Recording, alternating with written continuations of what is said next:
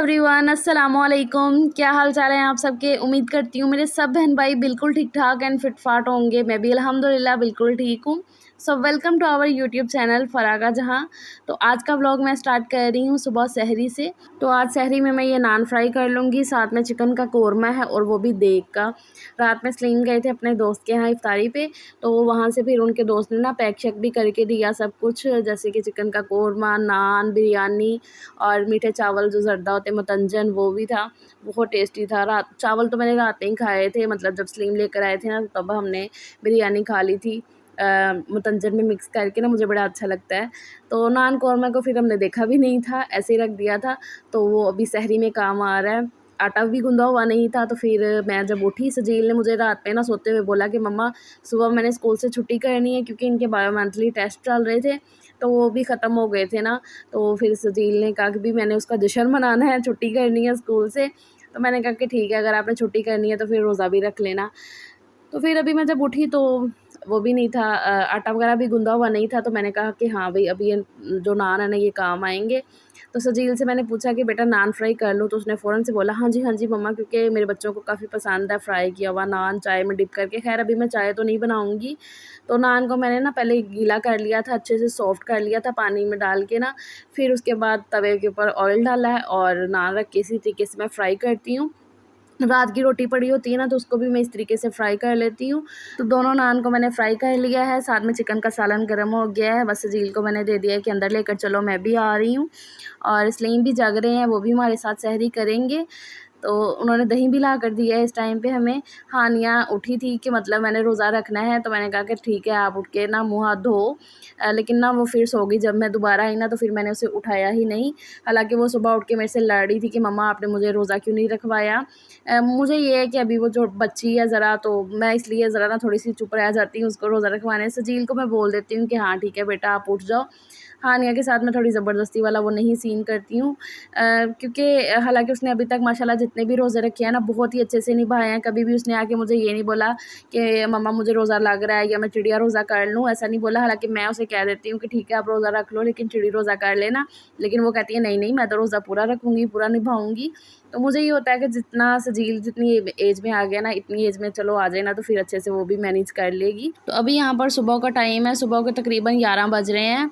और मुझे आज करनी थी थोड़ी अच्छी सी डीप क्लीनिंग, ईद की तैयारियाँ। भाई अपने आप को चमकाना है, नए कपड़े पहनने हैं, तो उससे पहले घर को अच्छे से साफ़ सुथरा जो है ना करना, वो तो बनता है ना। तो आज मुझे क्लीनिंग करनी थी। तो मुझे ना ये मैट्रेस काफ़ी दिन से मैं सोच रही थी कि मैट्रेस को ना धूप लगवानी है, मैट्रेस को धूप लगवानी है। तो फिर आज मैंने ना सलीम को बोला कि आपने ये मैट्रेस ऊपर रखवाना है धूप में और फिर शॉप पे जाना है। तो बस ये मैट्रेस हमने उठा दिया है बेड से, और बहुत ही मुश्किल से मैं और सलीम ऊपर छत पे ले आए हैं, धूप पे डाल दिया। साथ में गद्दा जो सजील का था ना चारपाई का, वो भी हमने धूप में डाल दिया, अच्छे से धूप लग जाएगी दोनों बिस्तर को। और जो मैट्रेस का ऊपर का कवर है ना वो भी मैंने उतार लिया था, क्योंकि मशीन तो मैंने चला ही दी थी पहले ही। जब मैं क्लीनिंग वगैरह कर रही हूँ ना, मैंने साथ में मशीन भी चला ही देनी होती है, क्योंकि जब आप थोड़ी सी डीप क्लीनिंग घर की कर रहे हो ना, तो बहुत ही कपड़े एक्स्ट्रा में निकलते ही हैं धुलने वाले। तो फिर ये होता है कि वो साथ-साथ धुलते रहते हैं। अगर मशीन में वो डालती रहूँगी ना तो वो फिर बहुत ज़्यादा जमा हो जाएँगे। तो मेरे अंदर ना वो चीज़ होती है। हालाँकि सलीम बोल देते हैं कि नहीं करो, अभी तुम बाकी की क्लीनिंग वगैरह कर लो, कपड़े धोने का काम बाद में कर लेना। लेकिन फिर मैं बोलती हूँ कि नहीं भई, मैं ये साथ-साथ ही करूँगी। तो सलीम मुझे बोल रहे थे कि और भी मेरे लाइक कोई काम है ना तो वो मुझे बता दो, वो मैं करके ना तो फिर शॉप पे चला जाऊँ। तो मैंने कहा कि ठीक है। हालाँकि वो मुझे ये भी बोल रहे थे कि आज तुम्हारा रोज़ा है, तुमने क्यों मतलब ये काम खोल के रखा है? तो मैंने कहा देखो, अभी काम तो करना ही है। वो मुझे कह रहे थे कि रात पे छोड़ देना, रात में कर लेंगे, मैं जब आऊँगा शॉप से इफ्तारी के बाद ये वो। मैंने कहा नहीं भी, तब तो बिल्कुल भी हिम्मत नहीं होती है। तो ख़ैर अभी उनसे मैंने चारपाई भी बाहर निकलवा दी है, मशीन तो मैंने सिला ही दी थी। और यहाँ पर मशीन जो सिलाई मशीन थी ना वो अंदर पड़ी हुई थी, वो भी मैंने उन्हें बोला कि ये आप बाहर रख दो। और यहाँ पर अभी ये जो इस साइड की अलमारी है ना, ये तो मुझे लगता है मैंने आपको कभी इतनी दिखाई नहीं है। ये मैंने भी काफ़ी टाइम बाद जो है ना अलमारी ये खोली है। इसमें ना काफ़ी कुछ एक्स्ट्रा चीज़ें पड़ी हुई हैं, जैसे कि मैं सिलाई जो करती हूँ ना, तो वो एक्स्ट्रा जितने भी कपड़ा होते हैं ना, फैब्रिक वगैरह बच जाता है, चेपी हो गई और लेस वगैरह हो गई ना, वो मैं इस यहाँ पर रख देती हूँ। और यहाँ पर बच्चों का कैरी कोट पड़ा हुआ है, ये सजील की दफ़ा का कैरी कोट है, हानिया ने यूज़ किया, ज़यान ने यूज़ किया, अभी इसको पैक करके रखा हुआ है।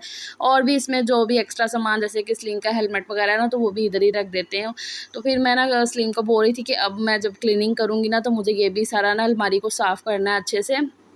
तो वो कह रहे थे कि ठीक है।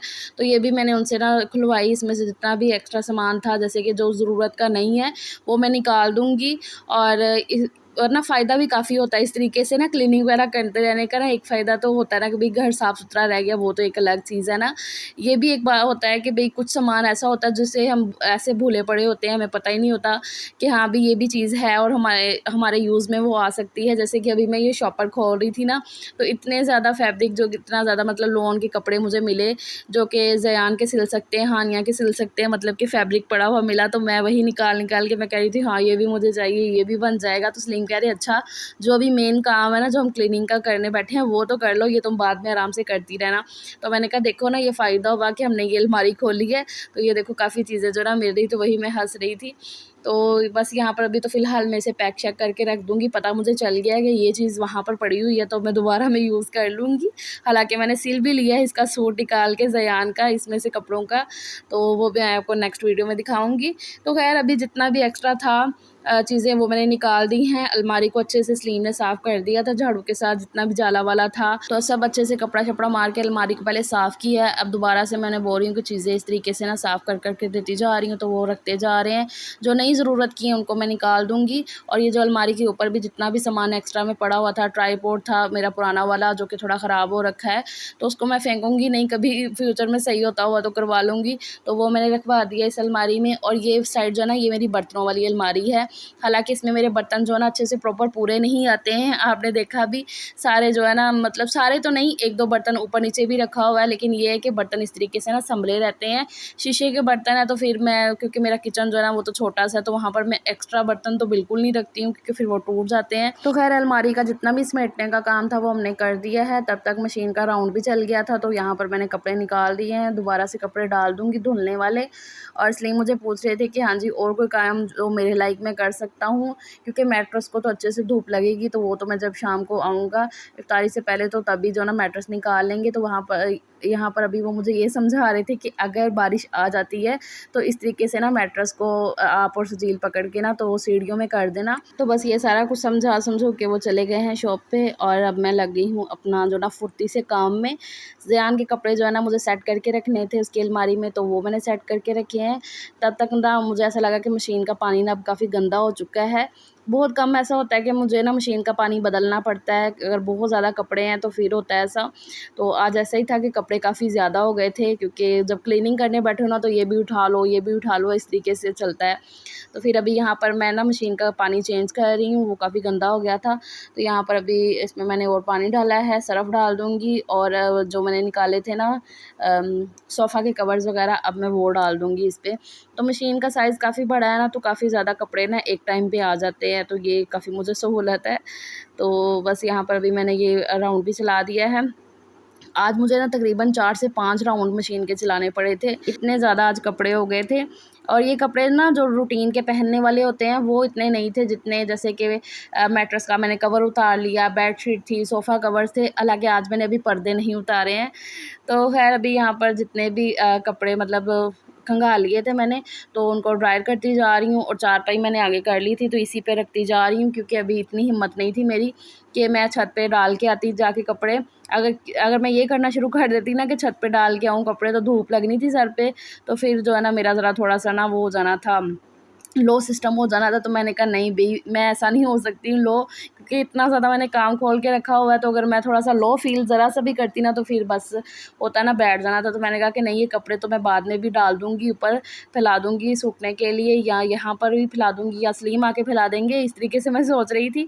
तो मैंने कहा अभी जो मैंने काम इतना खोला हुआ है ना, पहले वो करती हूँ। तो मशीन के जितना भी काम था ना, कपड़े मैंने ड्रायर करके तो उनको रख दिया साइड पे, चारपाई को मैंने साइड पे लगा दिया था, ताकि मैं अब अच्छे से क्लीनिंग कर लूँ।